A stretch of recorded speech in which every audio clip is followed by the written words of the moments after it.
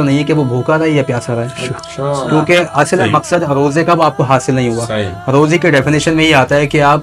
طلوع صبح صادق سے لے کر غروب آفتاب تک کھانا پینا، خواہشات نفسانی کے ساتھ ساتھ بے حیائی فحاشی سے بھی بچیں۔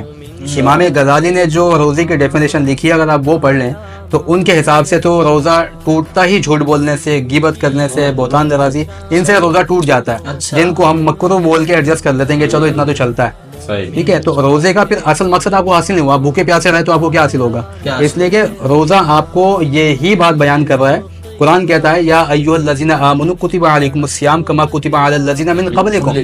تم پہ روزے لکھ دیے گئے، تم سے پہلے امتوں پہ بھی لکھے گئے تھے، لیکن اس کے بعد اس کی وجہ بیان کی لعلکم تتقون، تاکہ تم متقی بن جاؤ،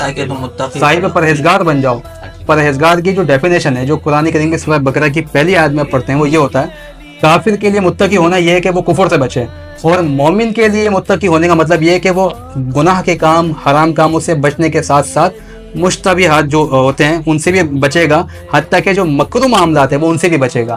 یہ ہے اچھا، ان چیزوں پہ جب آپ عمل کریں گے نا تو پھر آپ خود دیکھیے گا کہ 30 دن کے بعد آپ کی شخصیت میں بدلاؤ کتنا آئے گا، روحانیت کتنی ہوگی۔ آپ کو 11 مہینوں میں نماز پڑھنے میں شاید وہ لذت نہ ملی ہو جو اب ملے گی، تلاوت کرنے میں جو مزہ اب آئے گا شاید پہلے کبھی نہ آیا ہو۔ اس کی وجہ یہ ہے کہ گناہوں کا جو آغاز ہے نا سلسلہ، وہ آپ کی آنکھوں سے ہوتا ہے۔ جب یہاں سے آنکھوں میں آپ نے دیکھا بے حیائی کے مناظر دیکھے یا فحاشی کے مناظر دیکھے، تو پھر اس کے بعد آپ کا جو دل ہے یہ بہک جاتا ہے۔ اب کوئی نیکی کی بات، کوئی بھی نیک عمل آپ کے دل پہ اثر انداز نہیں ہوتا۔ اسی وجہ سے آپ دیکھیں گے بہت سے لوگ حاجی بھی ہوتے ہیں، نمازی بھی ہوتے ہیں، لیکن اس کے باوجود وہ حرام بھی کھا رہے ہیں، وہ 2 نمبر کام بھی کر رہے ہیں، وہ جھوٹ بھی بول رہے ہیں۔ وجہ اس کی یہ ہوتی ہے کہ گناہوں کا جو دخول کا پہلا رستہ ہے نا اس نے ان کو بند نہیں کیا ہے۔ امام اہل سنت فاضل بریلوی رحمۃ اللہ علیہ کے تعلق سے بات آتی ہے کہ آپ کے سامنے سے خواتین جا رہی تھی تو آپ نے اپنی قمیض اٹھا کے آنکھوں پہ رکھ لیا، تو کس نے کہا کہ آپ نے قمیض اٹھا کے آنکھوں پہ رکھ لیا، ستر کا تو جو پردہ کیا نہیں، آپ نے کہا بہکتی پہلے آنکھیں ہی ہیں، جب آنکھ بہکتی ہے تو دل بہکتا ہے، جب دل بہکتا ہے تو پھر ستر بہکتا ہے۔ اس لیے بہت ساری چیزیں وہ ہیں جن پر ہمیں توجہ کرنے کی